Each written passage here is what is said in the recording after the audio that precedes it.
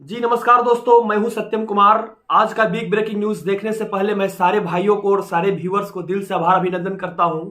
आज का एक ऐसा न्यूज है जिसको देखने के बाद शिक्षा विभाग के पैरों तले धरती खिसक चुकी है और इस धरती को खिसकने के बाद भी इतना बड़ा बड़ा असमंजस की स्थिति पैदा हो गई है जिसको देखिएगा और समझिएगा तो खुद कहिएगा कि आखिर ये पॉसिबल कैसे हो पाया।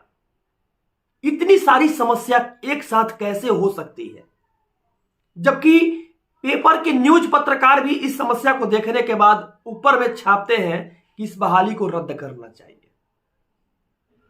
बात यहीं खत्म नहीं होता है, आते हैं चर्चा करते हैं। औरंगाबाद के अंदर एक फिर जांच हुआ, उसमें रीता यादव नाम की लड़की अभी आज तक मतलब नवंबर में लगभग 21 तारीख के दिन नियुक्ति पत्र मिला था 23 में नवंबर 2023 में नियुक्ति पत्र मिला था। आज तक रीता यादव नाम की एक लड़की जो थी बीएड के सर्टिफिकेट पर नौकरी कर रही है।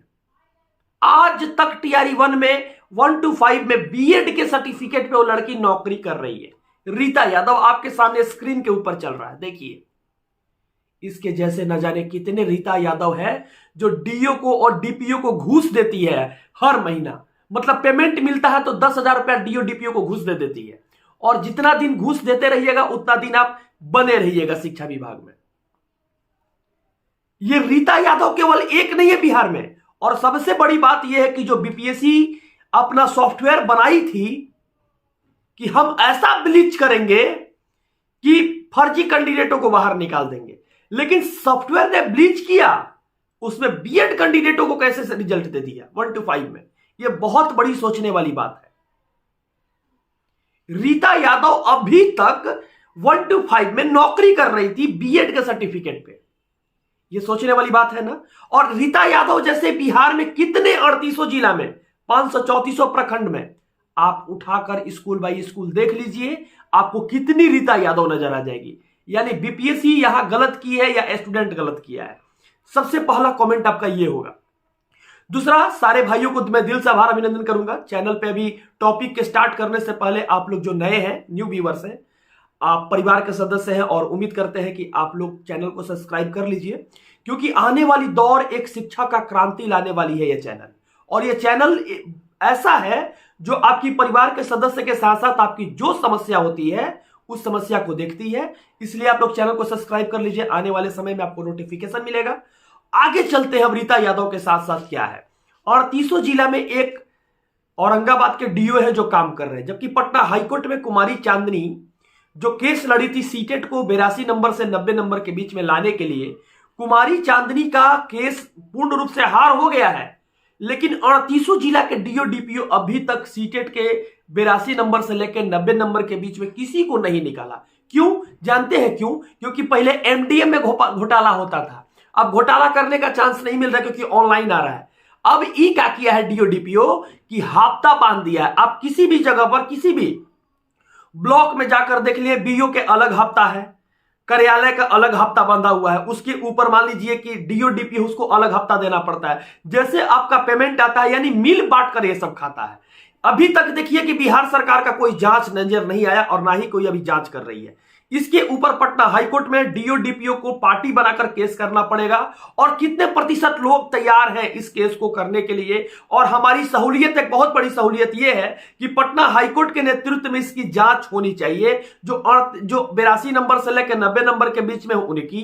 इसके साथ साथ जो एसटीईटी पास किए थे 55% सर्टिफिकेट जिनकी नंबर थी, 55% नंबर थी, उनको भी सरकार पास कर दिया है। जबकि नंबर लाना कितना अनिवार्य था आप लोग समझदार है और जानकारी है। इसलिए टीआरई जो हुआ था, बीपीएससी टीआरई 2 हुआ था, उससे पहले जो एसटीईटी का एग्जाम हुई थी, उस एसटीईटी का रिवाइज रिजल्ट फिर से जारी करने के लिए सरकार को एक आदेश देना चाहिए। इसके साथ साथ बीपीएससी में जो टीआरई 2 में लोग बहाल होकर आए हैं उनकी सर्टिफिकेट की फिर से रीअपलोड करने का मौका देना चाहिए कि क्या वो सही में जो एस्टेट पास करके आए हैं क्या वो सही में एलिजिबल है या नहीं है। और सबसे बड़ी एक समस्या क्या है कि शिक्षा विभाग ऐसा जांच करती है कि 2003 का जांच पकड़ा जाता है 2034 में, फिर बाद 24 में, फिर बाद में पता चलता है कि अरे यार 21 साल नौकरी किया उसका सर्टिफिकेट है फर्जी था। लेकिन जानते हैं यहां पर ईडी का जो जांच होता है ना, सीबीआई का जो जांच होता है ना, एक एक पन्ना के एक एक पहलू को जांच कर लेता है और हैंड का स्कैनर भी जांच कर लेता है। यानी जांच करने वाले टीम को सरकार को इतनी बड़ी 50,000 करोड़ की जो चल रही है, 52,000 करोड़ की जो एक तरह से चल रही है शिक्षा विभाग में बजट, सरकार को स्पेशल टीम की एक बहाली कर लेना चाहिए। एक जिसे क्राइम ब्रांच बहाल करता है, शिक्षा विभाग में जांच करने का ब्रांच को बहाल कर देना चाहिए कि डीओ डीपीओ को भी जेल भेजने का काम करे। एक काम बताइए कि शिक्षा विभाग का अभी तक हुआ है? यहां तक कि केवल एक रीता यादव ही नहीं है, 38 शिक्षिका को और शिक्षक को निकाला गया है। न जाने कितने फर्जी, आपने देखा होगा कि बीते दौर में कितने फर्जी कैंडिडेटों को डोमिसाइल बना दिया गया। यही बात नहीं हुआ है, अभी इसको कोर्ट में चलकर कोर्ट से इस चीज को करना पड़ेगा, क्योंकि शिक्षा विभाग बिहार की एक ऐसी स्थिति है ना, पूरे देश के अंदर हमारा शिक्षा विभाग ऐसा है ना कि कोई भी ब्रश भी करना पड़ेगा तो हाईकोर्ट से पूछकर, कुल्ली भी करना पड़ेगा तो हाईकोर्ट से पूछकर, कुल्ली कर दे तो हाँ उसमें भी डबल बेंच जाता है, डबल बेंच बस फिर कहेगा हम सुप्रीम कोर्ट तक जाएंगे। माने एक थेथराई का हद होता है। उस थेथराई को जानते हैं क्या कहते हैं? उस थेथराई को हम लोग ये कहते हैं तू कुछ कर लो लेकिन हम तुम्हारी बात को ना नहीं मानेंगे।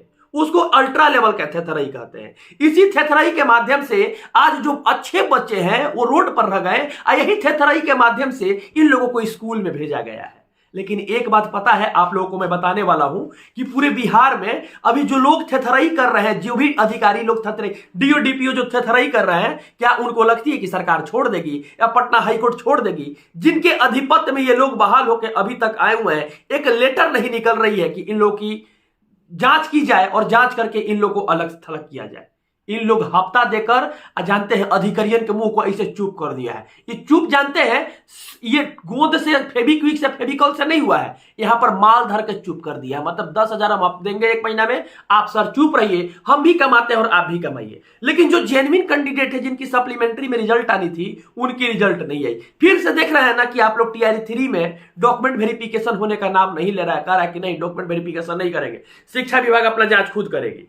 यानी जो लोग परामर्श दे रहे हैं, बताइए इतनी बड़ी, जबकि ईडी सीबीआई छापा मारता है तो धड़ाक से ऐसा जांच होता है, एक एक कागज का एक एक रूप निकल जाता है। लेकिन गवर्नमेंट जॉब बिहार में देने वाला जो कंपनी है ना, जिस लोगों के द्वारा दिया जाता है गवर्नमेंट जॉब, उसकी स्थिति को आप लोग खुद देख रहे हैं ना कि रीता यादव क्या की है। रीता यादव की स्थिति ऐसी हो चुकी है पूरे बिहार में कि रीता यादव केवल एक नहीं है, इनके जैसा हजारों रीता यादव है। आप कोई कहेगा कि हम निगेटिव बात बोलते हैं, तो निगेटिव नहीं बोले तो क्या पॉजिटिव बोले? पॉजिटिव बोले हैं। ये कुकुरवन जो है, डीओ डीपीओ जितना कुकुर है, अरे कुकुर तुमको एक बात बताओ, तुम अपने आप को अधिकारी समझते हो, तुमसे छोटा कौन है? एक जो मजदूर है ना, मजदूर, उसको हम अच्छा मानते हैं तुमसे, क्योंकि ओरिजिनल मेहनत करके पैसा कमाता है, 500 रुपया कमा। लेकिन तुम्हारे जैसा खलासी नहीं है कि हफ्ता दे के मुंह बंद कर दिया। इसे अभी तक हफ्ता देख के मुंह बंद कर दिया और कुछ नहीं होता है, सब खलासियन है।